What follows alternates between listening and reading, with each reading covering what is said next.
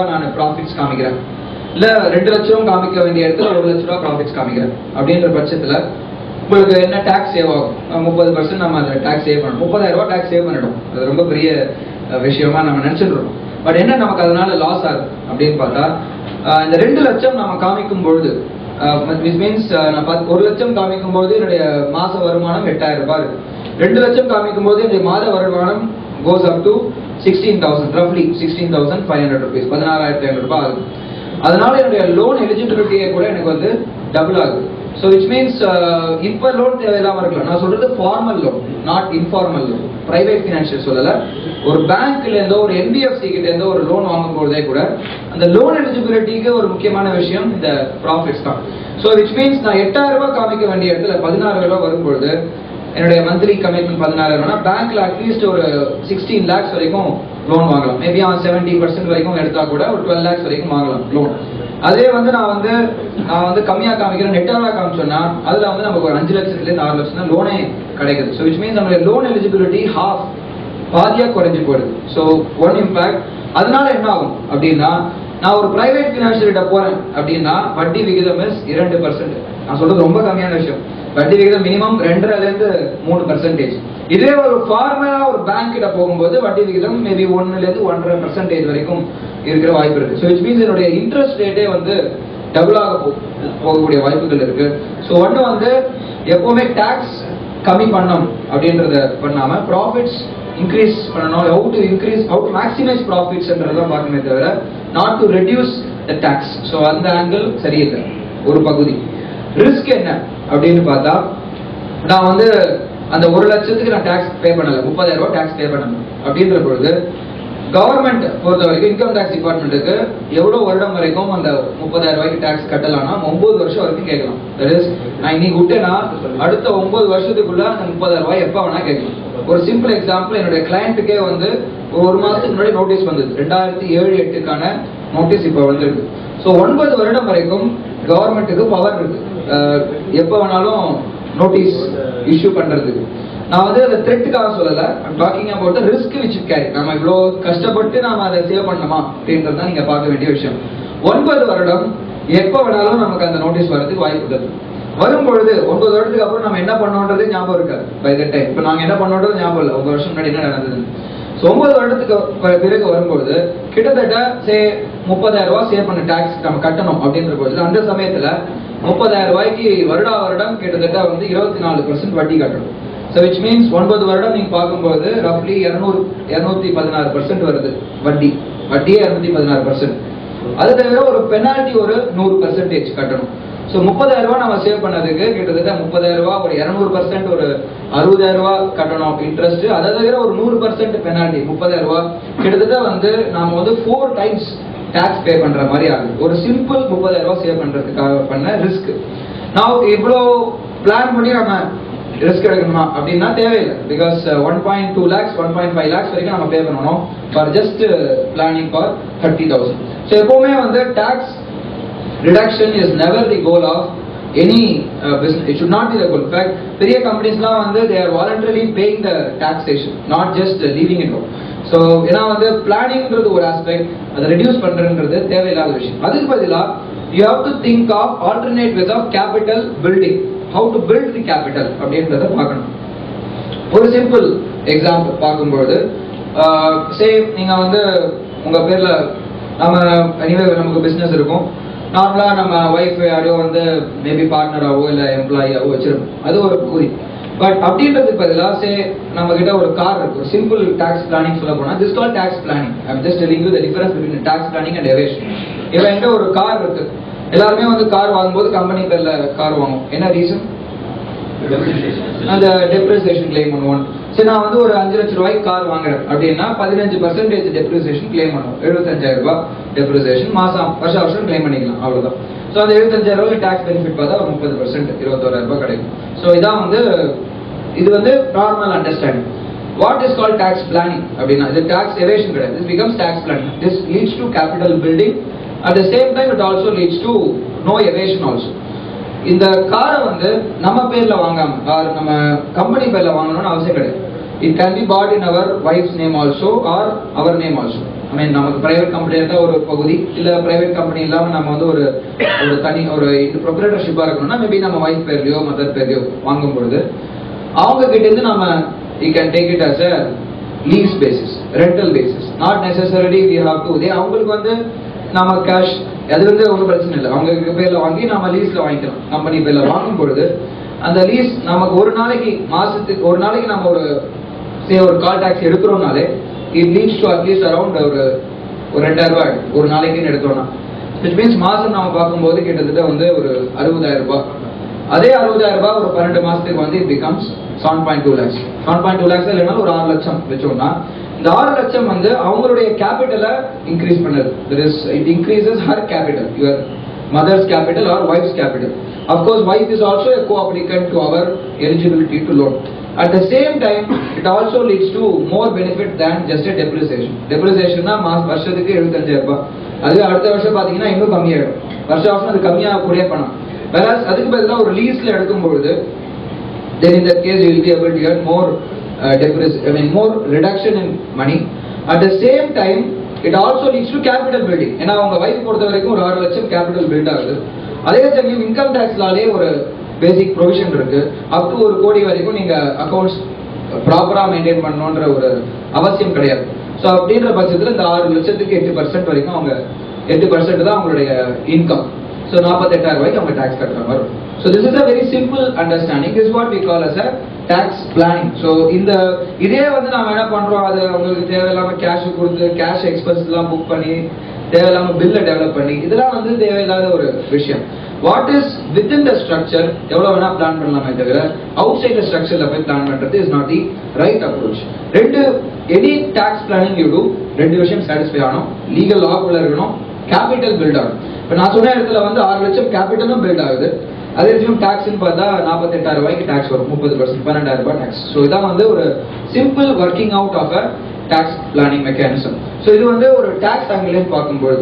ரெண்டாவது வந்து இப்போ நிறைய ப்ராப்ளம் இருக்குது, இஸ் பில் இல்லாம வாங்குறது இல்லை பில் இல்லாம விற்கிறது. அப்கோர்ஸ் நார்மலா பில்லோட வாங்கும்போது விற்கும் போதும் நிறைய எக்ஸ்ட்ரா டாக்ஸ் இருக்கு. But I would suggest it is better to bear that taxes rather than avoiding it, because நிறைய இடத்துல பிராக்டிகலாவே வந்து அந்த நான் கம்ப்ளைண்ட்ஸ்னால மற்ற செலவுகள் வந்து more than what you pay as tax itself. So அதுக்கு பேசாம நீங்க வேட் கட்டி வாங்கி கட்டி விற்கிறதே better rather than without registration VAT, without registration billing. So அதெல்லாம் வந்து it's better to avoid in the long run. ஏன்னா இன்னும் கூடிய காலத்துல GST, that is goods and services tax அப்படின்றது வந்துடும் கண்டிப்பா. ஏன்னா எப்படியும் ஒரு 2 வருடம் ஆகும், பிகாஸ் என்னுடைய I'm one of the person who is involved in the implementation of the GST. So which means anyway இன்னொரு 2 வருட காலம் ஆகும். ஃபினான்ஸ் மினிஸ்டர் ஒரு வருடம் சொன்னாலுமே கூட இன்னொரு 2.5 வருட காலத்துக்கு அது வரதுக்கான வாய்ப்புகள் கம்மி தான். பிகாஸ் டிசிஎஸ் இன்ஃபோசிஸ்லாம் வந்து இன்னும் 1.5 வருட காலம் வேணும் எங்களுக்கு இம்ப்ளிமெண்ட் பண்றதுக்கு அப்படின்னு சொல்லிட்டாங்க. ஸோ இன்னும் ஒரு 2 வருட காலம் ஆயிடும் இம்ப்ளிமெண்ட் ஆகிறதுக்கு அந்த ஜிஎஸ்டி. அந்த சிஸ்டம் வந்த பிறகு இப்போ பிரசன்ட் சிஸ்டம் ஆஃப் டாக்ஸ் அப்படின்றது வந்து ஓரளவு அவாய்ட் ஆகிடுது. இப்போ என்னன்னா சர்வீஸ் டாக்ஸ் போடுறாங்க, வேட் போடுறாங்க, 4-5 டாக்ஸ் வருது. சில பேருக்கு சர்வீஸ் டாக்ஸ் வருதா வேட் வருதானே கூட கன்ஃபியூஷன். சில பேர் சர்வீஸ் டாக்ஸ் சார்ஜ் பண்ணதுக்கு வேட் டிமாண்ட் பண்றாங்க. ஸோ நிறைய ஒரு பிசினஸ் மேனா இருக்கும் போதே ஒரு ஃப்ரஸ்ட்ரேஷன், ஒரு ரெண்டிங், ஒரு டிஜி சென்டர் ரெண்ட் கொடுத்தாங்கன்னா சர்வீஸ் டாக்ஸ் கட்டிடுறாரு, அதுக்கு வேட் டிபார்ட்மெண்ட் இந்த சேல் நீங்க வேட் கட்டணும்னு சொல்றாங்க. ஸோ இந்த மாதிரி ஒரு கன்ஃபியூஷன் இருக்கிற நிலைமையில when GST comes in, of course it will give a little level of clarity. அப்போ வந்து சர்வீஸ் டாக்ஸ் வேட்ன்ற ஒரு பகுதி கிடையாது, எல்லாமே வந்து ஒரே டாக்ஸா போயிடும். ஜிஎஸ்டின்ற மாதிரி போகும்பொழுது உங்களுக்கு வந்து அந்த காஸ்டிங் கம்மியாயிடும். பில் இல்லாம விற்கிறதுன்றதுலாம் அப்போ பாசிபிளே இல்லை. அந்த மாதிரி பண்ணும்பொழுது we will land up in more risk and more problems only. So it's better that இப்போதே வந்து உங்களுடைய அக்கௌண்ட்ஸ் ஆர் உங்களுடைய டிஸ்ட்ரிபியூஷன் சேனலை ஸ்ட்ரீம்லைன் பண்றது ரொம்ப முக்கியமான விஷயம். ஸோ இது வந்து ஒரு முக்கிய ஆஸ்பெக்டா பார்க்க வேண்டிய விஷயம். ஸோ ஒன்னு டாக்ஸ் பிளானிங் சொன்ன மாதிரி capital building, at the same time the evasion avoid பண்ணுன்றது. ரிஸ்க்னு சொல்லிட்டேன், you have lots of risk. ₹1 save பண்றோம்னு நினைச்சுக்கிட்டு ₹4 ரிஸ்க் எடுக்கணும். That's the risk you have to take. அது வந்து நீங்க பிசினஸ்ல எடுக்கலாம், டாக்ஸ்ல எடுக்கிறது it's of no use. So அது வந்து முக்கியமான விஷயம். ரெண்டாவது வந்து capital building should also have. So this is one point I just wanted to say. அடுத்த முக்கியமான விஷயம், ஒரு டாக்ஸேஷன் ஸ்ட்ரக்சர் அப்படின்னு பார்க்கும்பொழுது வருடம் டாக்ஸ் வந்து சேமா இருக்கிறது கிடையாது, மாறிட்டே இருக்கு. இன்ஃபேக்ட் இன்னைக்கு நான் பேசும்போது நாளைக்கு புது லா வரும், புது ரெகுலேஷன் வரும். நீங்க வந்து எல்லாமே தரவா இருக்கணும்ன்ற அவசியம் கிடையாது. But at the same time ஒரு டீல் க்ளோஸ் பண்ணும்போது, ஃபார் எக்ஸாம்பிள் ஒரு பர்டிகுலர் கோட் எடுக்கிறீங்க, ஆர் ஒரு டிரான்சாக்ஷன் க்ளோஸ் பண்றீங்க, ஒரு டெண்டர் போறீங்க, அந்த சமயத்துல வந்து you need to compulsorily study the taxation structure and get into the contract. For example என்னுடைய கிளையண்ட் ஒருத்தர், அவர் வந்து ட்ரெட்ஜிங் கான்ட்ராக்ட் பண்றாரு ஃபார் புதுச்சேரி கவர்மெண்ட், 8 கோடி ப்ராஜெக்ட் எடுத்துட்டாரு, ப்ராஜெக்ட் டெண்டர்ல எடுத்துட்டாரு. பட் அதுக்கப்புறம் தான் அவர் வந்து சர்வீஸ் டாக்ஸை இன்க்ளூட் பண்ணல ப்ராஜெக்ட்ல. கிட்டத்தட்ட அது சர்வீஸ் டாக்ஸ் இம்பாக்ட் 5% வருது. அந்த சர்வீஸ் டாக்ஸ் இம்பாக்டை கன்சிடர் பண்ணாமே வந்து he has entered into the project. Then later when he came to know, ultimately அவ்வளவுதான், அவங்க டெண்டர்ல போன பிறகு நீங்க ஃபர்தரா வாங்க முடியாது. So he has to pay out of his pocket only. அவர்கிட்ட மார்ஜின் 10%, அதுல 5% அப்படியே போயிடுச்சு, மற்ற 5% வந்து மற்ற விதமா போயிடுச்சு. ஸோ as such அவருடைய பர்பஸ் ஆஃப் ப்ராஜெக்டே வந்து it is lost. So any deal you are going to close, or any புதுசா ஒரு ப்ராடக்ட் எடுக்கிறீங்க, ஆர் ஏதாவது ஒரு புதுசா ஒரு சர்வீஸ் பண்ண போறீங்க, or any tender you are going to quote, it is always important that you consult your auditor before arriving at that pricing. என்ன ஆகுதுன்னா எல்லாமே க்ளோஸ் பண்ணி டீல் எல்லாம் முடிச்சிடறாங்க, அப்புறமா வந்து கம்ஸ் டு த ஆடிட்டர், இந்த மாதிரி நான் க்ளோஸ் பண்றேன், இப்போ என்ன பண்றதுன்னு கேட்பாங்க. So that's not the proper way. So எப்பவுமே ஒரு டீல் க்ளோஸ் பண்ணும்பொழுது you have to involve your auditor at least to the extent of deciding what is the costing. And the costing decide பண்ணும்போது the auditor should also be involved. In fact, we specifically advise the clients to come to any ஏதாவது pricing எல்லாம் sign பண்றதுக்கு முன்னாடி you have to consult that basic idea. So இது வந்து ரொம்ப ஒரு முக்கியமான விஷயம். ஏன்னா அந்த மார்ஜின், குறுகிய மார்ஜினும் போறதுக்கான வாய்ப்புகள் ரொம்ப அதிகமா இருக்கு. So that is very important as a businessman. And that you have கடைசியில வந்து ஆடிட்டர் சொல்லும்போது he will say to pay at that time, please somehow adjust. So அந்த மாதிரி போகும்போது it doesn't look very good. So அதனால வந்து any deal closing, please consult your auditor on that. முக்கியமான விஷயம், இன்னொரு கேபிட்டல் பில்டிங் மெஷர் அப்படின்னு பார்க்கும்போது, we have ஒரு ஆடிட்டர்ன்றது is not just simple tax saving tool. சொன்ன மாதிரி இங்க நிறைய பேருக்கு வந்து இன்சூரன்ஸ் இருக்கு. பேரு எவ்வளவு பேருக்கு இன்சூரன்ஸ்? அஃப்கோர்ஸ் எல்லாரும் educated, well educated by S. Okay, நான் இப்போ இன்சூரன்ஸ் எடுத்திருக்கீங்கன்னா ஒரு 2 விதமான இன்சூரன்ஸ் இருக்கு, எல்லாருக்குமே தெரிஞ்சிருக்கும். ஒன்று வந்து பியூர் ரிஸ்க் இன்சூரன்ஸ் இருக்கு, அண்ட் இன்னொன்று வந்து மணி பேக் இன்சூரன்ஸ் இருக்கு. தட் இஸ் பியூர் ரிஸ்க் இன்சூரன்ஸ்னா நம்ம போட்ட பணம் ஏதாவது நடந்ததுன்னா வரும், இல்லைன்னா வராது, போட்ட பணம் போச்சு அவ்வளோதான். ஆர் மணி பேக் இன்சூரன்ஸ்னா நம்ம போட்ட பணம் வந்து திரும்பி வந்துடும். இப்போ எது பெட்டர்? இதுல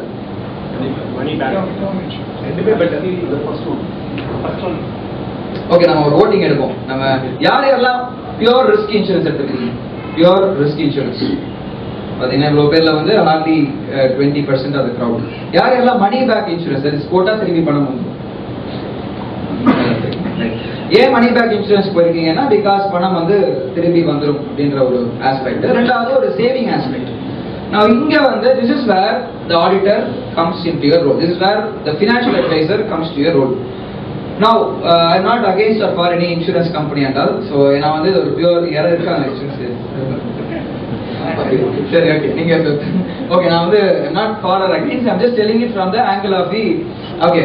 மணி பேக் இன்சூரன்ஸ்ல நிறைய அட்வான்டேஜ் இருக்கு. என்னன்னா ஒரு பெர்மனன்ட் கமிட்மெண்ட். தட் இஸ் இப்போ நாம வந்து நம்ம கையில ஒரு 1 லட்ச ரூபா இருக்குன்னா அந்த 1 லட்ச ரூபா வந்து பர்மனன்ட் ஒரு கமிட்மெண்ட் இருக்கும்போது அதை போட்டுட்டு பேலன்ஸ் தான் நம்ம செலவு பண்ணோன்ற டிஸ்போசபிள் சர்ப்ளஸ் கையில கம்மியா இருக்கும். So you'll be able to plan better. So that is the basic idea of money back insurance. That is one good advantage of money back insurance. But ஒரு money back insurance எடுக்கும்போது normally insurance ஒரு பேசிக் principal என்னன்னா, R எங்களுடைய personal view என்னன்னா, our life has to be covered for 10 times or 12 times of your annual income. உங்க வருட வருமானத்தில் 12 தடவை ஆர் 10 டைம் உங்களுடைய கவரேஜ் இருக்கணும். எவ்வளவு பேர் கவர் பண்ணிருக்கீங்க? ஏன் அப்படி? ஒரு சிம்பிள் ரீசன். ஒரு காருக்கு நம்ம இன்சூரன்ஸ் எடுக்கிறோம்னா எதுக்கு எடுக்கிறோம்? அந்த கார் டேமேஜ் ஆச்சுன்னா அந்த கார் செலவு வந்து நமக்கு திரும்பி வரணும். அதான் பேசிக் ஐடியா. ப்ராப்பர்ட்டிக்கு இன்சூரன்ஸ் எடுக்கும் போதும் 1 கோடிக்கு எடுத்தோம்னா நம்ம ஃபார் எக்ஸாம்பிள் லோன் போகும்போது, மார்கேஜ் லோன் போகும்போது ப்ராப்பர்ட்டிக்கு இன்சூரன்ஸ் எடுத்து சொல்லுவாங்க. எதுக்கு எடுத்து சொல்றாங்கன்னா, இன்கேஸ் ஏதாவது ஆயிடுச்சுன்னா ப்ராப்பர்ட்டி வந்து அஃபெக்ட் ஆகாம இருக்கணும் அப்படின்றதுக்காக தான் பேசிக் ஐடியா. சேம் வே ஒரு மனுஷனுக்கு இன்சூரன்ஸ் எடுக்கும் பொழுது, இப்போ நான் இருக்கும் பொழுது என்னுடைய தாய் தந்தையர், என்னுடைய பிரதர் எல்லாருமே வந்து பார்த்துக்கலாம், ஒன்றும் பிரச்சனை இல்லை. என்னுடைய revenue is more then enough for my family. இப்போ இன்கேஸ் நான் இல்லை அப்படின்னா நான் இல்லாத போதும் என்னுடைய ஃபேமிலி வந்து சேம் ரெவென்யூவை ஏர்ன் பண்ணணும், நாட் லெஸ் தேன் திஸ். இப்போ ஃபார் எக்ஸாம்பிள் என்னுடைய வருட வருமானம் 20 லட்சம் அப்படின்னு வச்சுக்கோங்க, 24 லட்சம் 20 லட்சம். 20 லட்சம் நான் ஏர்ன் பண்ணி என்னுடைய தாய் தந்தையர் பசங்களுக்கு கொடுக்கும்போது அவங்களுக்கு அந்த கம்ஃபர்ட் இருக்கு. இப்போ நான் இல்லாத பட்சத்தில் will they be earning 20 lakhs or not அப்படின்றத first question you need to ask. So in case if they are not going to earn that 20 lakhs, then I should see what is my 12 times of my annual income. என்னுடைய வருட வருமானம் 12 times போதீங்கன்னா 2.4 கோடி. 2.4 கோடி என்னுடைய insurance இருக்கிறது ஒரு பேசிக் simple understanding. ஏன்னா இப்போ 2.4 கோடி இப்போ நான் இல்லாத பட்சத்தில் அந்த 2.4 கோடி என்னுடைய ஃபேமிலிக்கு போய் சேரும். பேங்க் வட்டி கிட்டத்தட்ட 9% அப்படின்னு வச்சா கூட 2.4 கோடிக்கு 9% you will get at least around ஒரு 21 lakhs to 22 lakhs. So that நான் இல்லாத போதும் என்னுடைய ஃபேமிலிக்கு வந்து சேம் இன்கம் ஸ்டேட்டஸ் வந்து மெயின்டைன் ஆகும். So that is a very very important thing to see in insurance. நம்ம வந்து ஒரு லேப்டாப் டேமேஜ் ஆகும்போது அந்த செலவு ரீப்ளேஸ் பண்ணோம்னா இந்த உடம்பே டேமேஜ் ஆகி இருக்கும்பொழுது அந்த என்டையர் பர்சனை ரீப்ளேஸ் பண்ண வேண்டியது மானிட்டரிலி ஃபினான்ஷியலி தான் பண்ண முடியும், not by way of mental guidance. But monetarily has to be replaced. நான் இல்லாத போது என்னுடைய ஃபேமிலிக்கு அதே சேம் ஸ்டேட்டஸ் ஆஃப் லிவிங்கை மெயின்டைன் பண்ணணும். அப்படின்னா our income should be our coverage should be அட்லீஸ்ட் 12 டைம்ஸ், 10லேருந்து 12 தடவை இன்சூரன்ஸ் பாலிசி கவரேஜ் இருக்க வேண்டியது must, especially for a business man. Because we may not have நாம இன்வால்வ் பண்ணி பிசினஸ் பண்ற மாதிரி நம்மளுடைய ஃபேமிலி இன்வால்வ் பண்ணி பிசினஸ் பண்ண முடியாது. மேபி பசங்க வந்து இப்பதான் வராங்களா இருக்கும், but they may not be fully into the business. So அப்படின்ற பட்சத்தில் நாம் இல்லாத போது our family should be completely protected. So அதுக்கு வந்து this is the basic parameter you are supposed to know. I mean, as a business person, you need to cover 10 to 12 times of your annual income. Now, the next question that arises, 2.5 கோடிக்கு நான் policy எடுக்கணும்னா என்னுடைய insurance premium வந்து எவ்வளோ போகும் அப்படின்றது அடுத்த ஒரு கொஸ்டின். பிகாஸ் ஏஜுக்கு ஏற்ற மாதிரி மாறும்.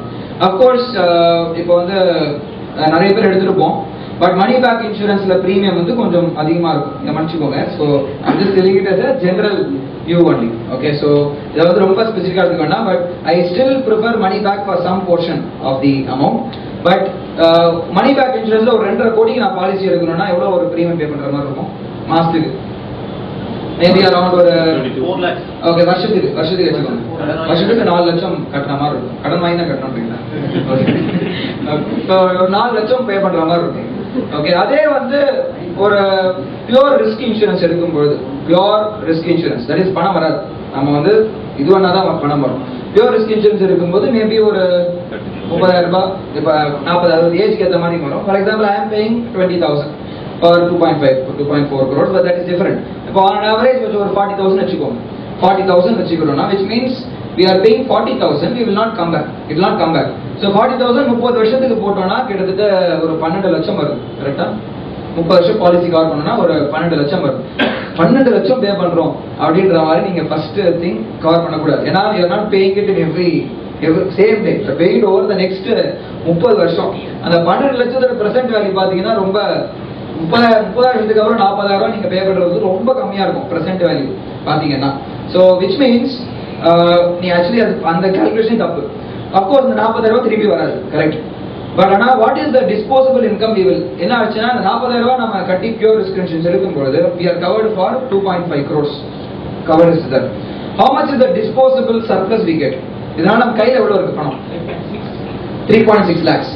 அந்த 3.6 lakhs வந்து உங்க பிசினஸ்ல போட்டா நிறைய ரிட்டர்ன் வருமா, இல்ல இன்சூரன்ஸ் கம்பெனில போட்டா நிறைய ரிட்டர்ன் வருமா? More because you can trust yourself more than the insurance company. Of course, insurance company will give us a guaranteed return. ஒரு guaranteed return கிட்டத்தட்ட ஒரு 8-லேருந்து 9% வரைக்கும் வரும். और வரதுக்கு வாய்ப்புகள் இருக்கு. டாக்ஸ் ஃப்ரீ ரிட்டர்ன் 8% to 9% வரதுக்கு வாய்ப்புகள் இருக்கு. But on an average to my knowledge IRDA regulations பிரகாரம் you cannot give beyond a particular rate of return, insurance regulatory authority பிரகாரம். பிகாஸ் அவங்களுடைய இன்வெஸ்ட்மெண்ட்டோட இன்ட்ரெஸ்ட் ரேட்டே வந்து கம்மியாக தான் இருக்கும். they cannot invest everything in their stock market. ஒரு பகுதி தான் ஸ்டாக் மார்க்கெட் போகும், எல்லா பகுதியும் ஸ்டாக் மார்க்கெட் போகிறது வாய்ப்புகள் இல்லை. யூலிப் போலாம். ஓகே, யூலிப்ன்றது ஒரு விதமான policy. That is a good option available. as a risk taker you can go for ULIP, unit linked insurance policy பேர். பட் இப்போ பியூர் ரிஸ்க் இந்த மாதிரி போகும்போது நாம வந்து நம்ம பிசினஸ்ல போடும்போது we can earn much better return than an insurance company itself. ஒரு இன்சூரன்ஸ் கம்பெனி நமக்கு 9% return கொடுக்கும்பொழுது we will be earning at least around நம்ம பிசினஸ்ல ஒரு 15% 10 to 15% return on investment வந்து at least 10 to 15% will be able to earn, and we don't have a commitment also in the sense that we can decide where to use. So என்ன ரெண்டு எப்பவுமே ஒரு சொல்லுவாங்க initial ஸ்டேஜஸ்ல fixed கமிட்மெண்ட்டை எவ்வளவு கம்மியா வச்சுக்கிறோமோ அவ்வளவு தூரம் better. The lesser the fixed commitment, the more the profits you are going to earn. Or உங்க பிசினஸே ஃபிக்ஸ்ட் தான் மட்டும் தான் இருக்குன்னா then you earn more profits if your revenue scales up. So இந்த fixed commitment கம்மியா இருக்கும்போது you will be able to decide where to use that money. So which means you can earn much better return than an insurance company itself. So which means ஒரு 30 வருஷ காலத்துல பார்க்கும்போது அந்த 3.6 லட்சம் ரெண்டு அட்வான்டேஜ். ஒன்னு நமக்கு 2.5 கோடிக்கு பாலிசி இருக்கு, அதே சமயம் அந்த 3.6 லட்சத்துக்கான பணம் சேவிங்ஸ் வந்து we will earn much better than an insurance company itself. So you are covering two objectives. One is protection, at the same time second thing is return on investment. Both are getting satisfied with the two objectives with this policy. This is how a businessman has to view the insurance. Maybe for a salaried person or for others it may be அவங்களுடைய ஒரு சேவிங்ஸ்க்காக போடலாம். ULIP is a good option. யூலிப்ல போடுறது கூட நல்ல option தான். இப்போ யூலிப்ல பாத்தீங்கன்னா அவங்க ஒரு போர்ஷன் தான் இன்சூரன்ஸ், பேலன்ஸ் போர்ஷன் எல்லாமே வந்து ஸ்டாக் மார்க்கெட்ல தான் போய் இருக்கும். ஸோ அந்த மாதிரி போடுறது okay. But otherwise, this is why we have to see. So this is something which we believe in. There may be contradictory opinions on this, but this is how things are viewed. This is how a businessman has to view the insurance policy. Most of us see insurance policy as an investment option. Okay, insurance policy first has to be viewed as a protection option. அது வந்து ஒரு bike insurance எடுக்கிற மாதிரி பாடிக்கு insurance எடுத்தாலும். So that is like 10 times required. அதான் benchmark. 10 ல இருந்து 12 times insurance policy compulsory is a must for any businessman. Salaried person at least okay, businessman க்கு அதான் basic. So that has to be there for that. So this is the second point. And this is how I'm telling how a person can add value. ஒரு change in perspective can be given by the auditors by consulting with them. அதான் வந்து வருஷ கடைசியில போய் tax filing பண்றது மட்டும் is not the objective. அடுத்த முக்கியமான விஷயம் அப்படின்னு பார்த்தோம்னா, so I told about the options. Next வந்து some of us will have a clear goals you would have already set. அடுத்த ஒரு 5 வருட காலத்துக்கு அப்புறம் நான் இது பண்ண போறோம், 10 வருட காலத்துக்கு இது பண்ண போறோம்ன்ற ஒரு கோல்ஸ் ஆல்ரெடி செட் பண்ணிருப்போம். இதை ரீச் பண்ணணும். அது சில பேர் ஆல்ரெடி கிராஸ் பண்ணிருப்பாங்க. Normally they say goals have to be, இப்போ ஒரு சிம்பிளா என்ன சொல்லுவாங்கன்னா, நான் எனக்கு தெரிஞ்ச வரைக்கும் கோல்ஸ்னா something which we'll have in our mind. அது வந்து ஒரு 6 வயது குழந்தைக்கு சொன்னா கூட அது புரியணும். அந்த மாதிரி நமக்கு ஒரு தாட் ப்ராசஸ் தெளிவா இருக்கும் பொழுது then we will be able to achieve it fine better. ஒரு மனிதன் வந்து 10,000 சாங் வந்து பாக்கெட் குள்ள அடக்கணும் அப்படின்னு சொன்னார். அவரை பார்த்து எல்லாரும் சிரிச்சாங்க. 10,000 சாங் எப்படி ஒரு சின்ன பாக்கெட்ல வந்து கேட்க முடியும்? அப்பதான் ஐபாட் வந்தது அந்த சமயத்துல தான். That's how the fellow brought an iPod. So the idea is about the goals have to be very clear. That is, ஒரு 6 வயது or 10 வயது குழந்தைக்கு சொன்னா கூட அந்த தாட்ஸ் புரியணும்னா அவ்வளோ clarity of thought would be required towards our goal. So அப்படி பார்க்கும்பொழுது பிசினஸ்ல எல்லாரும் நல்ல கோல்ஸ் செட் பண்ணிருப்பாங்க. But do we have goals for our personal finance? The next thing, that is, எவ்வளவு தூரம் நம்மளுடைய of course பிசினஸ் பண்ணிட்டே இருப்போம், பணம் வந்துட்டே இருக்கும், போயிட்டே இருக்கும், எங்க பணம் போகுதுன்னே தெரியாது. சார் சொல்ற மாதிரி அக்கௌண்ட்ஸ் சில சமயம் பார்க்கலன்னா, அக்கௌண்ட்ஸ் ப்ராப்பரா பார்த்தாங்கன்னா ஓகே, அப்படி பார்க்கலன்னா எங்க பணம் வருது எங்க போகுது திடீர்னு பார்த்தா பணமே இருக்காது some point in time. So அந்த மாதிரி ஒரு மிஸ்மேனேஜ்மெண்ட் திடீர்னு நம்ம more than the business needs personal நீட்ல தான் எமர்ஜென்சி நிறைய வரும். ஸோ அந்த சமயத்துல வந்து you need to have a very strong personal planning also, not just business planning. So எவ்வளவு பேர் already personal planning பண்ணி வச்சிருக்கீங்க? How many of you have done planning for your personal family, the family as such? 1 2 So which means family நான் சொல்றது வந்து எப்பவுமே நம்ம business பத்தியே யோசிச்சு பிசினஸ்ல பணம் பண்றது ஒரு பகுதி. ரெண்டாவது அந்த பணம் எதுக்கு சேர்க்கறீங்க? only for the purpose of the family. So which means by the age of for example நமக்கு பசங்க இருக்காங்க by the time, so they will be இப்போ இந்த போற ரேட்ல பார்த்தோம்னா, இப்போ இன்கேஸ் பொன் குழந்தை இருந்ததுன்னா when they are getting married you need to at least invest and not invest, you have to spend at least around 40-50 lakhs. நான் சொல்றது இப்போ ரேட்டே வந்து 40 lakhs, மேபி கம்யூனிட்டி பேஸ் பண்ணி மாறும். சில சமயம் it may go up to 80 lakhs and 1 crore வரைக்கும் போயிடும், depends. But client, I'm telling you the real life scenarios of business people whom I interact daily basis. இந்த client வந்து நல்லா business பண்ணிட்டு இருக்காரு, but some sudden reason he has blocked his entire money in a property. சிதம்பரத்தில் ஒரு ப்ராப்பர்ட்டியில் வாங்கி ஒரு 1.5 கோடி பிளாக் பண்ணிட்டார். அவரோட பொண்ணோட மேரேஜ் வந்து by God's grace got fixed September 16 marriage. பைசாவே இல்லை கையில். Because he blocked entire thing in a property. ஒரு ஃபினான்ஷியல் ஒரு சிம்பிள் தத்துவம், எல்லாத்தையும் போய் லாங் டேர்ம்ல போய் போடுறது சரியான அப்ரோச் கிடையாது. உங்களுக்கு ஏதாவது இமீடியட் நீட் இருந்ததுன்னா ஒரு simple investments, your short term funds should not be invested in long term assets. இது ஒரு சிம்பிள் லாஜிக். நம்ம சிசில வட்டி வாங்கிட்டு லோன் வாங்கிட்டு அதை போய் ப்ராப்பர்ட்டியில இன்வெஸ்ட் பண்றது ப்ராப்பர் கிடையாது. Unless otherwise you have your own funds. உங்ககிட்ட ஃபண்ட் இருந்ததுன்னா ஓகே, அப்படி இல்லைன்னா பணம் இங்க வாங்கி அங்க போடுறது சரியான அப்ரோச்சே கிடையாது. அதான் வந்து பிசினஸ்ல தவற பண்றதுக்கான முதல் படி. பண்ணும் பொழுது என்ன ஆகும், பணம் இப்போ இங்க பே பண்ணணும்னா பணம் கிடையாது. ஸோ அப்போ என்ன பண்ணுவோம், இன்னொரு வட்டி எடுத்து திருப்பி இங்க பே பண்ற மாதிரி ஆயிடும். இல்லைனா வந்து இந்த அசட்டை வச்சு பே பண்ற மாதிரி ஆயிடும். So purpose itself will be last. So எப்பவுமே வந்து உங்களுடைய பிளானிங் பண்ணும்பொழுது இந்த பேசிக் ஐடியா ஞாபகம் வச்சுக்க வேண்டிய விஷயம். ஸோ இப்போ அவர் வந்து பணத்துக்கு போகும்போது again has to go for personal loan. அந்த ப்ராப்பர்ட்டிக்கு அகைன்ஸ்டா பர்சனல் லோன் போயிட்டு 14% வட்டியோ 15% வட்டியோ பே பண்றாரு. So unnecessarily not required. So first thing is, more than business funding, planning, you need to have a personal planning also. ரொம்ப இம்பார்ட்டன்டான விஷயம். That is, இப்போ நமக்கு வயசு 40, அஷ்டமி நம்மளுடைய பசங்களுடைய வயசு வந்து பாசிபிளி ஒரு 12 or 11, அது ரஃப்லி அந்த மாதிரி இருக்குன்னா, which means இப்போ இருந்தே வந்து அவங்களுடைய படிப்புக்கான பிளானிங்லாம் பிளான் பண்ணி ஆகணும். இப்போலாம் ஹையர் ஸ்டடீஸ்லாம் மினிமம் யூஎஸ் போனால் பசங்க ஃபிக்ஸ் பண்ணிட்டாங்கன்னா நான் எதுவும் பண்ண முடியாது. ஸோ போனா போய் தான் ஆவாங்க. நம்ம பிஸ்னஸ்ல வந்துட்டு எவ்வளோதான் மோட்டிவேட் பண்ணாலும் அவங்க டிசைட் பண்ணிட்டாங்கன்னா that's how they will go. So which means higher ஸ்டடீஸ்னு போனாங்கன்னா கிட்டத்தட்ட ஒரு 40 to 50 லட்சம் எடுத்து வச்சாங்க இம்மீடியட்டா. அதே சமயம் பசங்களுடைய மேரேஜ் மேபி இப்போ இல்லை, மேபி ஒரு 12 வயசு 13 வயசுனா ஒரு 10 வருஷத்துக்கு அப்புறம் மேரேஜ். 10 வருஷம் தானே அப்படின்னு நம்ம தள்ளி போடுறதுக்கு பதிலாக இப்போ இருந்தே வந்து we need to have the planning in hand, so that அந்த சமயத்தில் ஒரு கோடி தேவைன்னா, because your risk taking ability now is very high. As you go higher in your ages, the risk taking ability will naturally come down. இப்போ நான் இப்போ இருந்தே வந்து உங்கள் ரிஸ்க் டேக் சொல்றது it's much better than taking risk at the age of 50 or 48 or 50 or 55 or 60. So அந்த சமயத்தில் risk taking ability will come down. So now on you need to start planning for your personal goals also. That is, இப்போ வந்து marriage வந்து ஒரு 10 வருஷத்துக்கு அப்புறம் நடக்க போகிறது பசங்களுக்கு அப்படின்னா, இப்போ இருந்தே வந்து it is better to create a private trust in their name. இது வந்து ஒரு சிம்பிள் அகைன் ஒரு ஐடியா. பிரைவேட் ட்ரஸ்ட் அப்படின்ற பட்சத்தில், பிரைவேட் ட்ரஸ்ட்னா சேரிட்டபிள் ட்ரஸ்ட் கிடையாது. பிரைவேட் ட்ரஸ்ட் அப்படின்றது உங்களுடைய பசங்களுக்கான ஒரு ட்ரஸ்ட். ஃபார் எக்ஸாம்பிள் பசங்க பேர் வந்து சே அர்ஜுன் அப்படின்னா, தென் அர்ஜுன் பிரைவேட் ட்ரஸ்ட் அப்படின்னு ஒரு கிரியேட் பண்ணிட்டு நம்மளுடைய இன்வெஸ்ட்மெண்ட்ஸ் அந்த பர்பஸ்க்காக போறது எல்லாமே வந்து அந்த ட்ரஸ்ட் மூலமா போகும்பொழுது நம்மளாலே டச் பண்ண முடியாது. தட் மீன்ஸ் அதுலேருந்து வர பணம் வந்து அர்ஜுனுடைய மேரேஜுக்காகவோ இல்லை அர்ஜுனுடைய படிப்பு செலவுக்காக தான் போய் சேவை தவிர நாம வந்து அந்த பணத்தை எடுக்க முடியாது. So it means it becomes a compulsory investment, ஒரு கம்பல்சரி சேவிங்காக மாறிடும். நம்ம என்ன ஆகும்னா, திடீர்னு கை காசு தேவைன்னா அதை வித்துட்டு இங்கே பணத்தை எடுத்து போடுறது முடியாது. அது வந்து it is always blocked in an investment. Of course நிறைய மைனர் பேர் தான் சொல்றது எல்லாமே மைனர் தான். ஆமா. ஸோ இப்போ வந்து பிரைவேட் ட்ரஸ்ட்ன்றது மைனர் பேர்ல தான். ஸோ என்னங்க, once they become major, what will happen to the trust? Sir, once they become major, I mean, nothing will happen to the trust.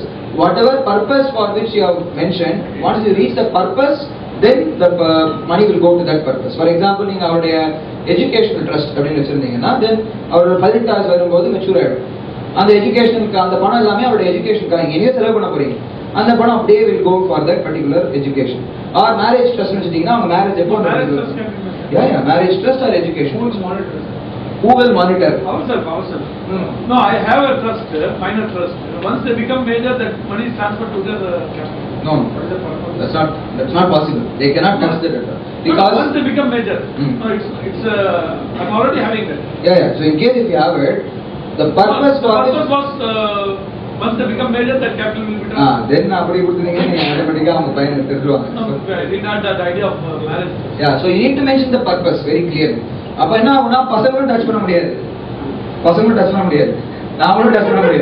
அது வந்து அப்படியே தான் இருக்கும். Okay, so என்ன அட்வான்டேஜ்ன்ற பட்சத்துல, you will not believe that a simple PPF account, public provident fund account. See, எப்பவுமே வந்து நம்மளுடைய இன்வெஸ்ட்மெண்ட்ஸ் பண்ணும்பொழுது மூணு விதமா பிரிச்சுக்க வேண்டியது முக்கியமான விஷயம். ஒண்ணு நம்மளுடைய பிசினஸ்ல பண்ண வேண்டிய இன்வெஸ்ட்மெண்ட்ஸ், ரிஸ்கி இன்வெஸ்ட்மெண்ட்ஸ். ரெண்டாவது அவுட் சைட்ல பண்ற risky investments like shares etcetera. மூணாவது வந்து சேஃப் இன்வெஸ்ட்மெண்ட்ஸ். சேஃப் இன்வெஸ்ட்மெண்ட்ஸும் முக்கியம். இட்ஸ் நாட் தட் எல்லாத்தையும் வந்து ரிஸ்கில போறதும் சரியான. ஒரு சிம்பிள் ரூல் என்னன்னா, do not put all eggs in the same basket. அதான் வந்து ஒரு சிம்பிள் ரூல். எல்லா முட்டையும் ஒரே பாஸ்கெட்ல போடக்கூடாது, பிச்சு போடணும். அது வந்து ஒரு சிம்பிள் லாஜிக் தான். ஸோ விச் மீன்ஸ் ஒரு பகுதி வந்து ஒரு சேஃப் இன்வெஸ்ட்மெண்ட்ஸ்க்கு போகணும், ஒரு பகுதி வந்து ரிஸ்கி இன்வெஸ்ட்மெண்ட்ஸ்க்கு போயாகணும். இது வந்து ஒரு simple rule. So which means நம்மளுடைய அந்த பணம், ஃபார் எக்ஸாம்பிள் ட்ரஸ்ட்னா ட்ரஸ்ட் ஒரு பேங்க் அக்கௌண்ட் இருக்கும், அதில் போய் உட்காந்துருக்கும். அதுலேருந்து வந்து அந்த ட்ரஸ்ட் பணத்தை you can decide to put it in an SIP. எஸ்ஐபின்றது ஒரு popular concept now. It's called systematic investment plan. எவ்வளவு பேருக்கு தெரியும் எஸ்ஐபி? நிறைய பேர் கேள்விப்பட்டிருக்கீங்க, பட் அதை வந்து நம்ம யூஸ் பண்ணணும். So SIP systematic investment plan is that. அது வந்து ஈவன் எஸ்ஐபின்றது ஒரு கான்செப்ட் தான். எஸ்ஐபி இஸ் நாட் தட் நீங்க வந்து டைரக்டா மியூச்சுவல் ஃபண்ட்ல போகணும்ன்ற அவசியம் கிடையாது. SIP is a concept. It means you have to systematically invest in something. That's all. It means the plan. It can be in PPF also. ஒரு simple example, ஒருத்தர் வந்து 1000 ரூபாய் பிபிஎஃப்ல போட்டாருன்னா, 1000 ரூபாய் பிபிஎஃப்ல போட்டாரு மாசம்னா வருஷத்துக்கு 12000 ரூபாய். அதே மாதிரி ஒரு 30 வருஷம் போட்டிருக்காருன்னா ரஃப்லி வந்து 12000 ரூபாய் வருஷத்துக்கு உங்களுக்கு 3.6 lakhs வருது. The return he gets on investments will not be more than 15 lakhs. Very simple reason, PPF is tax free. There is no, எவ்வளவு பேர் PPF அக்கவுண்ட் இருக்கு? Okay, so very few people again have. So you see, majority of the people are always focusing on things of business where they are supposed to focus on their personal investments also. PPF என்றது அரசு சார்ந்த நிறுவனத்துடைய ஒரு saving scheme, public provident fund. ஒரு self employed பீப்புளுக்காகவே வச்சிருக்கிற scheme அது. இப்போ for example எம்ப்ளாயில இருக்காருன்னு வச்சுக்கோங்க, நீங்க ஒரே ஒரு கம்பெனி எம்ப்ளாய்மெண்ட்ல இருந்தீங்கன்னா யூ வில் கெட் RPF. கம்பெனில PF வருது. Whereas if you are in the this our own segment, you don't get that benefit also. So PPF ல போடும்போது வட்டி விகிதம் 8.75% தான். நம்ம பிசினஸ்ல கம்மியா தான் இருக்கும். பட் நீங்க அத அட்வான்டேஜ் பார்க்கணும். It is a investment first thing. Second thing is tax free. அதுக்கு டாக்ஸ் கிடையாது. பணம் மெச்சூர் ஆகி வரும்போது டாக்ஸ் கிடையாது. அதே சமயம் வட்டி மேல வட்டி, காம்பவுண்ட் இன்ட்ரெஸ்ட் வரும்போது ஃபார் a long term, எப்பவுமே காம்பவுண்ட் இன்ட்ரெஸ்ட்ல போடும்போது நெடுங்காலம் போடும்போது you get more than 13-14% rate of interest. 30 வருஷம் போடும்போது அதெல்லாம் 15% வரைக்கும் ஒர்க் அவுட் ஆகும் rate of interest. So which means it's a very very good saving investment. That is a riskless investment. There is அதுல வந்து ஒரு ரிஸ்க்குமே கிடையாது, போட்டா வரும். பட் அந்த மாதிரி இன்வெஸ்ட்மெண்ட்டும் தேவை, அதுவும் போட்டாகும். ஒரு பகுதி இன்வெஸ்ட்மெண்ட்ஸ் அதுல போயாகும். இன்னொரு பகுதி investments based on your risk level, you can either decide to invest in a share or mutual fund, or maybe you can invest in bank and all. எப்பவுமே வந்து நம்ம பிசினஸ்ல இருந்து பேங்க் FD ல போய் போடுறது is not the right way to do business. So to be honest, பிசினஸ்ல இருந்துட்டு பேங்க் FD ல போய் போடுறது is not the right way, because bank FD ல மேக்ஸிமம் கொடுக்குற வட்டி விகிதம் வந்து 8.75 or 9%. அது டாக்ஸ்லாம் போக பாத்தீங்கன்னா கிட்டத்தட்ட நமக்கு 7.2ல இருந்து 8 தான் வரும். அதுவும் வந்து முன்னாடி ஏதாவது எமர்ஜென்சிக்காக எடுக்கிறோம்னா இட்ஸ் லாட் ஆஃப் இஷ்யூஸ் ஆகுது. ஸோ எப்பவுமே வந்து நீங்க டாக்ஸ் ஃப்ரீ எஃபிஷியன்டா பார்க்கணும், டாக்ஸ் எஃபிஷியன்டா இருக்கணும் பார்க்கணும். அதே சமயம் லாங் டேர்ம்ல அது பெனிஃபிட்டா இருக்கும். No bank will give you 30-year FD. எந்த பேங்க் கொடுக்கறது இல்லை. Maximum 5-year FD is what any bank allows. So beyond that அவங்களால they cannot commit to the rate of interest. PPF is committing you the rate of interest by the government of India. That is a guaranteed number. So which means that is a proper way of investment to be done. ஒரு பகுதி அதுல போயாங்க. அதை வந்து இந்த trust மூலமா root பண்ணிட்டோம்னா தென் நம்மளால எடுக்க முடியாது, பசங்களால எடுக்க முடியாது, யாரால எடுக்க முடியாது. It becomes a very safe money, keeps on accumulating. ஒரு பகுதியில வந்து இப்ப போட்ட பணம் வந்து ஒரு 10 yearsக்கு அப்புறமா பார்க்கும்போது that time only we will realize the value of that investments. இப்போ வந்து அது தெரியாது, ஏதோ செலவு மாதிரியோ இல்ல கம்பல்சரி மாதிரியோ போயிட்டு இருக்கும். So that is one thing. Yes. What about HUF? Yeah, I'll come to that HUF. Okay. So I'm talking about from the investment side. HUF is from more of a tax perspective side. Okay, so PPF we can't take money straight away. You say. No, PPF is for 15 years only, no? You cannot go for 30 years. You can extend. 15 வருஷத்துக்கு அப்புறமா 5 வருஷமா extend பண்ணலாம். Up to 30 years. Yeah, 30 years இல்ல, நீங்க வந்து 70 வருஷம் வரைக்கும் invest பண்ணலாம். அந்த பணத்தை நம்ம எங்க வேற இன்வெஸ்ட் பண்ணிக்கலாம். PPF எங்க வேணா இன்வெஸ்ட் பண்ணலாம். எங்க வேணா இன்வெஸ்ட் பண்ணிக்கலாம். அவர் பேர்ல மட்டும் தான் பண்ணணும். அவர் பேர்ல இல்ல, ட்ரஸ்ட் பேர்ல பண்ணணும். ட்ரஸ்ட் பேர் அவர் பேர்ல எல்லாம் போகாது, எல்லாம் ட்ரஸ்ட் பேர் தான் போகும். அவரும் தொட முடியாது, நாமளும் தொட முடியாது. நாம தான் ட்ரஸ்டி, பட் நாமளும் தொட முடியாது. நாம வந்து ஃபைன் போட்டு இன்வெஸ்ட் பண்ணலாம், அவ்வளவுதான். அந்த பணத்தை எடுத்து நம்ம பர்சனல் செலவுக்கு யூஸ் பண்ண முடியாது. Okay, so that becomes a very compulsory saving also. income to the trust is separate assessment. Separate assessment. Tax வந்து அது பேர்ல தான் டாக்ஸ் கட்டணும். என்ன அட்வான்டேஜ்னா நம்ம பேர்ல போட்டோம்னு வச்சுக்கோங்க, இல்ல நம்மளுடைய பசங்க பேர்ல போட்டானா கூட நம்ம இன்கம்ல ஆட் பண்ணி டாக்ஸ் கட்டணும். ஃபார் எக்ஸாம்பிள் என் பேர்ல நான் எஃப்டிஏ போட்டேன்னா இல்ல என்னுடைய பசங்க பேர்ல எஃப்டி போட்டா கூட அது என் பேர்ல தான் நான் டாக்ஸ் கட்டணும். அவங்க ட்ரஸ்ட் பேர்ல போடும்போது அது ஒரு தனி அசஸ்மெண்ட், தனி இன்கம் டாக்ஸ் ஃபைலிங் எல்லாமே தனியா போயிடும். ஸோ உங்களுக்கு வந்து ஒரு கம்பல்சரியா ஒரு கேபிட்டல் வந்து வருஷம் ஒரு ஏறிட்டே போகும், அது பாட்டுக்கு தனியா ஒரு சேவிங்ஸ் ஏறிட்டே போகும். That is a must. See, many people focus on the business funding, they don't focus on personal planning. That's the most important thing. பண்றது எல்லாமே கடைசியில் அதுக்கு தான். So which means you have to ensure this planning actually happens. எப்பவுமே வந்து you set goals for your business. Same way you have to set goals for your personal things also. இந்த வயசுல வந்து பசங்களுக்கு மேரேஜ் நடக்கும் அப்படின்னா இப்ப இருந்தே வந்து அதுக்கான சேவிங்ஸ் வந்து ஆரம்பிச்சிருக்கணும். அதே மாதிரி இந்த வயசுல அவங்களுக்கு இந்த வயசுல அவங்களுக்கு வந்து வெளிநாட்டுக்கு போய் படிக்க போறாங்கன்னா now on you should start. சரி அப்பதான் வந்து ஒரு பெரிய படம் நம்ம கையில போற மாதிரி தெரியாது. You would have already planned everything properly. என்ன அட்வான்டேஜ் அப்படின்னா இப்ப நாம பிளான் பண்ணல அப்படின்னா what is the going to do? அந்த சமயத்துல நம்மகிட்ட பணம் இருக்க போகுது. other way of looking at it is as a businessman என்கிட்ட எப்பவுமே பணம் இருக்கும், என்கிட்ட எப்பவுமே 30-40 lakhs இருக்கு பணம். ஸோ அப்போ யூஸ் பண்ணிக்கலாம் அப்படின்ற மாதிரி ஒரு தாட் ப்ராசஸ் இருந்தா என்ன disadvantage, you lose the power of compounding. இப்போ இருந்தே நம்ம போடும்போது you have compounding factor of interest. இன்னிலேருந்து போட்டீங்கன்னா ஒரு 8% இன்ட்ரெஸ்ட் கூட காம்பவுண்ட் பண்ணும்போது 15% வரைக்கும் ஒர்க் அவுட் ஆகும், சேஃப் கேரண்டி. வேறஸ் நீங்க வந்து ஓகே நம்ம எப்படி பண்ணிக்கலாம் அப்ப திரட்டி கொடுத்துக்கலாம் அப்படின்ற போது you lose the power of compounding of interest over 10 years or 15 years which you could have already easily made it. அப்புறம் 15 வருஷத்துக்கு அப்புறம் யோசிச்சு பிரயோஜனமே இல்லை. So you should start planning your personal goals also very effectively. அது இப்போதே பண்ண வேண்டியது ரொம்ப முக்கியமான விஷயம். For this trust is very important. I mean trust I mean is the trust, private trust இல்ல நீங்களே கூட பண்ணலாம்.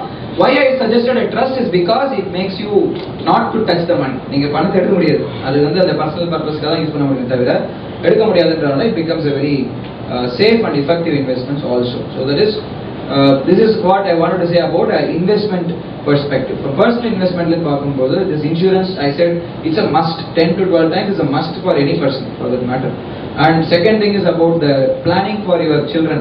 Of course the second thing is நிறைய பேர் பிளான் பண்ணுவோம். Of course travel லாம் போவோம். Every travel can also be planned.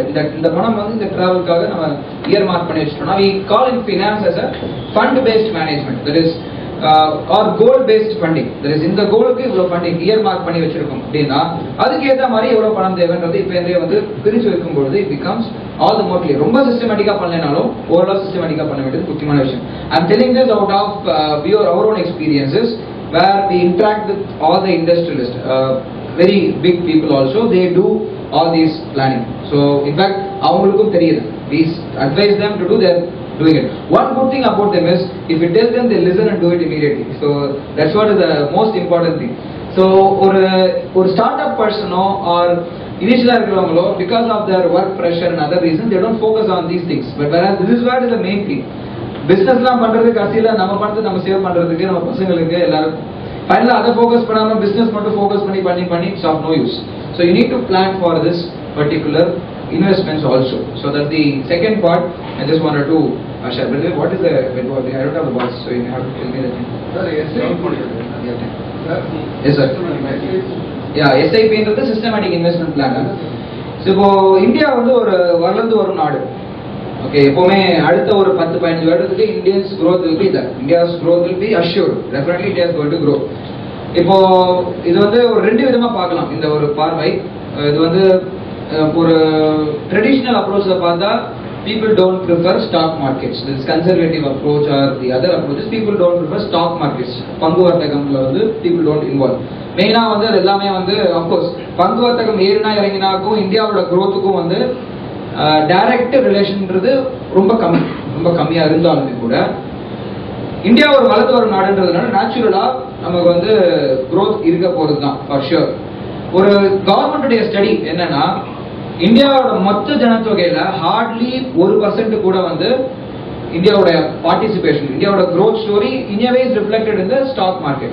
ஒரு பகுதி வரைக்கும் ஃபுல்லா சொல்ல முடியல, ஸ்பெகுலேஷன் ரொம்ப ஃப்ராட் நடக்கும் அது மாதிரிலாம் விட்டுட்டு பார்த்தா கூட இந்தியாவுடைய growth will definitely impact the stock markets. That is இந்தியாவுடைய share market.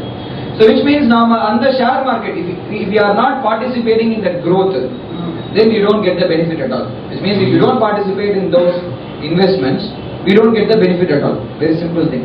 So the systematic investment plan, மாசம் or 3 மாசத்துக்கு ஒரு தடவை ஒரு 5000 ரூபாய் மாசம் 5000 ரூபாய்ன்ற மாதிரி ஒரு மியூச்சுவல் ஃபண்ட்லயோ or டைரக்டா ஷேர் மார்க்கெட்லயும் it is going and getting invested.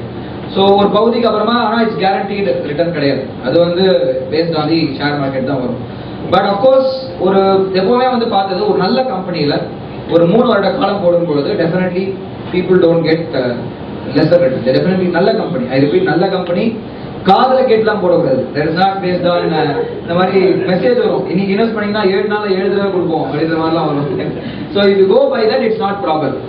ரெண்டாவது தப்பு ஒரு ஷேர் மார்க்கெட்ல ரெண்டாவது தப்பு என்ன பண்றாங்கன்னா, இது நானே பண்ணிருக்கேன் அதனால எனக்கே தெரியும், அதனால ரெக்டிஃபை. முதல் தடவை போடுவோம் ஒரு 10,000 ரூபாய் போடுவாங்க, they'll get 11,000. ஸோ பணம் பார்த்துருவாங்க.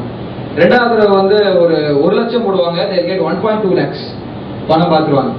மூணாவது தடவை சரி நாம தான் போடுறதெல்லாம் நமக்கு வருதுன்னா ஒரு 10 லட்சம் இறக்குவாங்க. அப்படி இறக்கும் போது அப்படியே வந்து பணம் ஒரு 2 லட்சம் திரும்பி வரும், பேலன்ஸ் 8 லட்சம் காலி. நிறைய பேர் ஷேர் மார்க்கெட்ல நம்ம லூஸ் பண்ணி தான் கேள்விப்பட்டோம், not by winning. Main reason என்னன்னா, it request discipline, it request lots and lots of discipline. அப்படின்னா இன்னைக்கு போட்டது நாளைக்கு கம்மியாகும் பரவாயில்ல, but you have to sustain. If it's a good company, நல்ல கம்பெனி பற்றி தெரிஞ்சு விசாரிச்சு வச்சிருந்ததுன்னா நல்ல company, you have to invest it for a long time. 3 years is the minimum investment. As a businessman, you are not supposed to do share trading on a daily basis. Unga business la you have to invest your time. You should not invest your time on share trading unless the way share trading is your business. So in that way also, people always go for long term or 3 காலம் நெடுங்கால investment. That's why income tax la வந்து long term capital gains க்கு வந்து exception கொடுத்திருக்காங்க. Simple reason என்னன்னா, minimum income tax ஏன் சொல்றோம், 1 வருட காலம் ஷேர் வச்சிருந்தீங்கன்னா உங்களுக்கு டாக்ஸ் கிடையாதுன்னா. ஏன்னா they don't want you to do short term, they want you to do only long term. அதே மாதிரி இந்த லாஸ்ட் பட்ஜெட்ல கூட, அதுக்கு முன்ன பட்ஜெட்ல கூட the government brought some deductions for recognized companies. நல்ல கம்பெனில இன்வெஸ்ட் பண்ணீங்கன்னா, இந்தியால டாப் ஒரு கம்பெனி இன்வெஸ்ட் பண்ணீங்கன்னா உங்களுக்கு இன்கம் டாக்ஸே மைனஸ் பண்றோம்னு சொன்னாங்க. Because the government wants individuals participation in the companies. The government does not want in the already நிறைய FIIs, foreign investors, அவங்களுடைய participation வேண்டாம், இந்தியர்களுடைய participation இந்த ஷேர்ஸ்ல வேணும் அப்படின்ற ஒரு ஆங்கிள் தான் வந்து they suggested these kind of schemes. So main thing என்னன்னா, systematic investment plan ஒரு மாசம் போடும்போது it goes to your mutual fund or goes to indirectly goes to the shares fund. direct shares போகும். அதுலயே 2 விதமான இன்வெஸ்ட்மெண்ட் இருக்கு. ஷேர்ஸ் போற investment இருக்கு, டெட்னு வாங்க பாண்ட்ல போற இன்வெஸ்ட்மெண்ட்ஸ் இருக்கு. பாண்ட்ன்றது சேஃப், கேரண்டீடு ரிட்டர்ன். டெட்ல ஷேர்ஸ்ல போனோம்னா நாட் கேரண்டீட். பட் எதுவா இருந்தாலுமே வந்து ஒரு லாங் டர்ம்ல பார்க்கும்போது நல்ல கம்பெனியா இருந்தா it's always going to be profitable. Okay, so that is called SIP, மாசம் போடுற investment.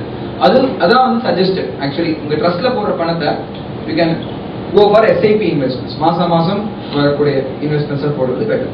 So that is one thing you have to focus upon. So these are all the basic things you have to know. So what I wanted to convey here is, an auditor or a financial planning is not restricted to only tax planning. Okay, tax is only one small objective of the larger vision. The larger vision is one, to build capital, how to build your net worth, because your net worth resides your future course of action. Everything is based on your net worth only. When you go to finance company, if you ask for loan also, they ask you your balance sheet, P&L. But inner deviations are now, finally if your documents don't speak, nothing will happen. So net worth is important. Capital has to be built. Every profits tax coming on angle is not the right approach. First thing. Second thing is, when you plan something, plan for your personal finance also, not just for business alone. And third thing is, have a private trust or something. Gold based investment, gold based, GOA, gold based investments is very very important to have, because adu illama pandrathu mukkiyamaana vishayam, sariyana approach kadaiya. So these are all the broad things I just wanted to say about the tax aspect of it. So HUF அப்படின்றது ஒரு type of அசஸி தான். முன்னாடி காலத்துல தான் ரொம்ப ஃபேமஸா இருக்கும், இப்பெல்லாம் வந்து அவ்வளவா யூஸ் பண்றது இல்லை. HUFன்றது ஹிந்து அன்டிவைடட் ஃபேமிலி. சில பேர் வச்சிருப்பாங்க, சில பேர் வச்சிருக்க மாட்டாங்க. நார்மலா செட்டியார்ஸ் அண்ட் மார்வாடிஸ் இருந்ததுன்னா அது நம்ம பேர்ல டாக்ஸ் ஆகாம HUFன்ற ஒரு தனி ஒரு அந்தஸ்து கொடுத்து அதுக்கு டாக்ஸ் ஆகும். Hindu undivided family. For example, நான் வந்து ஒரு அசசி, என்னுடைய ஒய்ஃப் வந்து என்னுடைய தாய் வந்து ஒரு அசசி, தனித்தனி அசசி, என்னோட அப்பா வந்து ஒரு அசசி. ஸோ விச் மீன்ஸ் இன்கேஸ் என்னுடைய தாத்தா கிட்ட ஒரு ப்ராப்பர்ட்டி வருதுன்னா அது என் பேர்ல டாக்ஸ் ஆகணும்னு அவசியம் கிடையாது. பிகாஸ் அது family property, it's not my property. அது வந்து எனக்கு ஒரு ஹெச்எஃப் இருக்கும், சரி என்னோட தந்தையாருக்கு ஒரு ஹெச்எஃப் இருக்கும். ஸோ என்னோட அர்ஜுன் ஹெச்எஃப் அப்படின்னா அர்ஜுன் ஹெச்எஃப் அப்படின்ற பேர்ல தனியாக டாக்ஸ் ஆகும். ஸோ இன்கம் டேக்ஸ் ஆங்கிள்லேருந்து டாக்ஸ் வந்து ரொம்ப கம்மியாக இருக்கும். ஏன்னா இண்டிவிஜுவலுக்கான பெனிஃபிட் எல்லாமே ஹெச்எஃப்க்கும் இருக்கிறதுனால it become a separate tax status. அதை வந்து கம்பைன் ஆகும். So that's the advantage of Hindu undivided family. But again, that is, I'm not discussing too much on that particular aspect because it will go too much digressing away. So HFM is a good concept. Now use பண்றதுல can be again used for a businessman. நல்லா use பண்ணிக்கலாம். Okay, it is used for a lot of other irregular purposes also, which I don't want to say. So அதனால வந்து ஆமா sorry அது மாதிரி சொல்லுங்க. That's what we don't want to tell something which should not be done. So அதனால வந்து எவ்வளவு தூரம் லீகலா எடுத்து போக முடியுமோ அவ்வளவு தூரம் போறது much better. So that is one thing. In the long run, that is what will survive, sir. Long run. ரொம்ப ஒரு 1 or 2 வருஷத்துக்கு யூஸ்ஃபுல்லா இருக்கும். லாங் ரன்ல போனா ஒரு மாதிரி வெறுத்து போயிடும், ரொம்ப கச்சடாவா இருந்து வச்சுக்கோங்களேன். நீங்களே பார்க்கலாம், உங்க அக்கௌண்ட்ஸ் வந்து ரொம்ப கச்சடாவா இருந்தா நீங்க போய் no businessman likes an accountant or not like their accounts rather unless otherwise they are well educated. So actually நீங்க சொன்னது வந்து very nice point that நான் வந்து அக்கவுண்ட்ஸ் பார்க்க ஆரம்பிச்சிட்டேன். None of the business people see accounts properly. They don't want to see also. யாராவது அக்கௌண்ட்ஸ்னாலே ஒரு தனியா வச்சிடறாங்க. Marketing they focus more because they see their top line.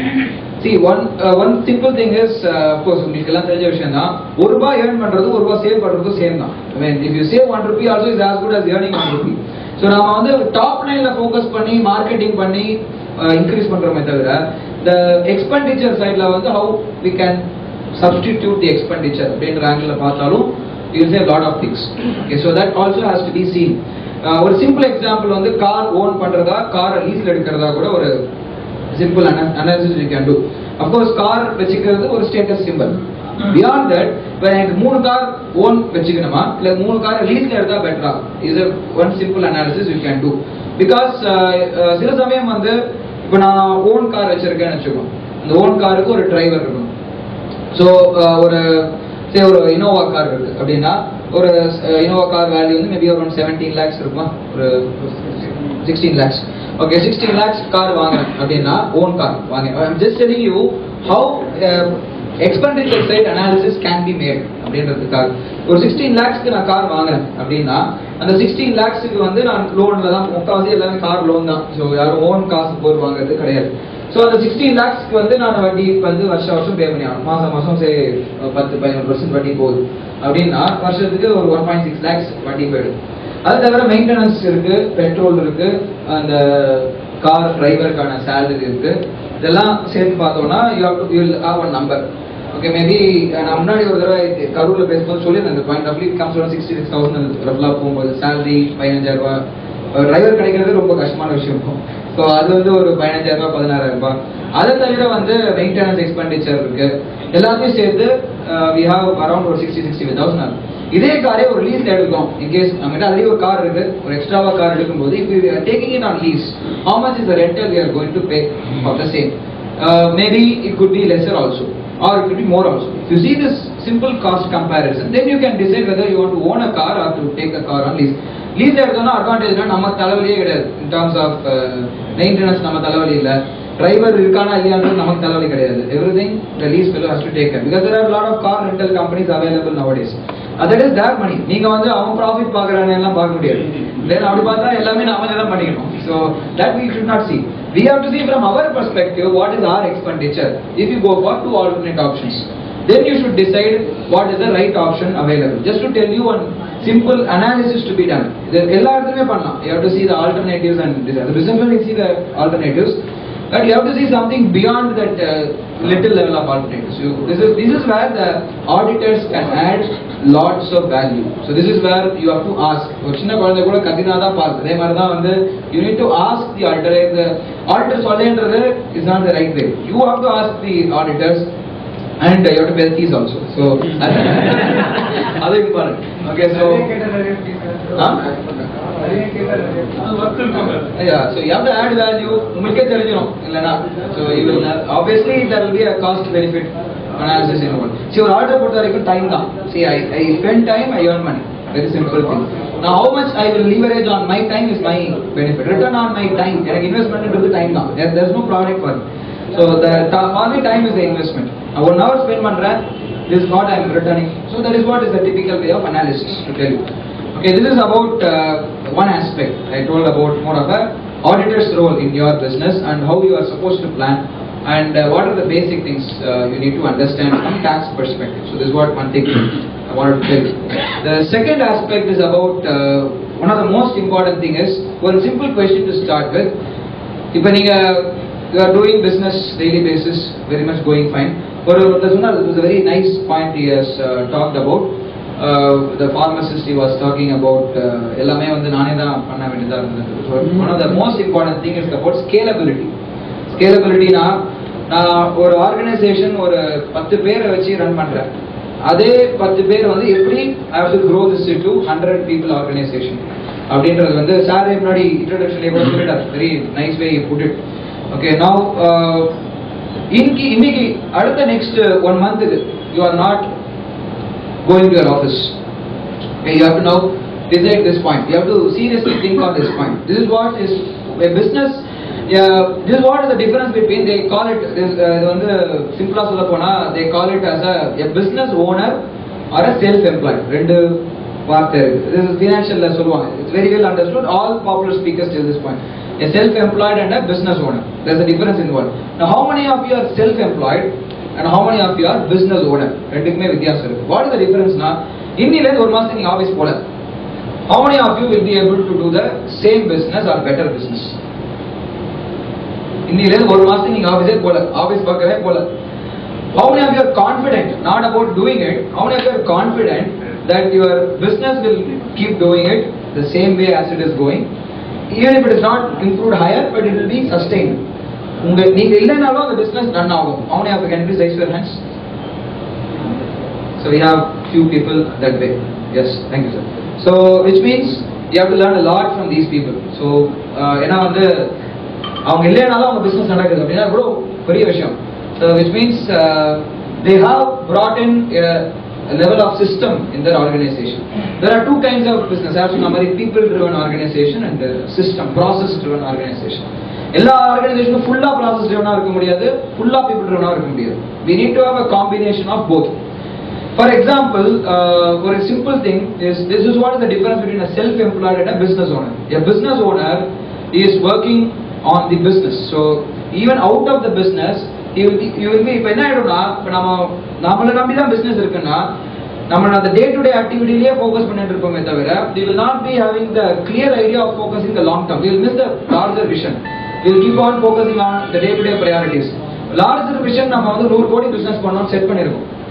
But நாளைக்கு இமிடியேட்டா செட் பண்ண உடனே ஒரு கிளையண்ட் கால் பண்றாரு, எங்க ஆபீஸ்ல வந்து இது சரியில்லை. இமிடியேட்லி ஸ்டார்ட் ஃபோக்கசிங் ஆன் இதை நம்ம எப்படி சரி பண்றதுன்றத போடுறதுனால we got diverted. So every day அந்த டைவர்ஷன் இருக்கும்போது you will not be able to focus on the longer vision. So that is where certain things we need to take care. All big companies typically grow this way. All business owners and the small self-employed people, the difference is they build the network. Others people just work. The basic idea is same.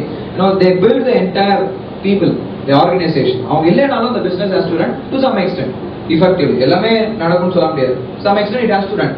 So for that, what are all the things you have to take care? So சில பேர் rice பண்ணாங்க hands sir. So can you just tell why you are so confident that it will be able to run even if you are not there? Some of them raise their hands. So சில பேர் hands raise பண்ணீங்க. எப்படி நீங்க சொல்றீங்க? Why you are confident that you are able to run? Yes sir. So I can just give an example. Last month we went for DMC, the resolution program. We had a strategy that we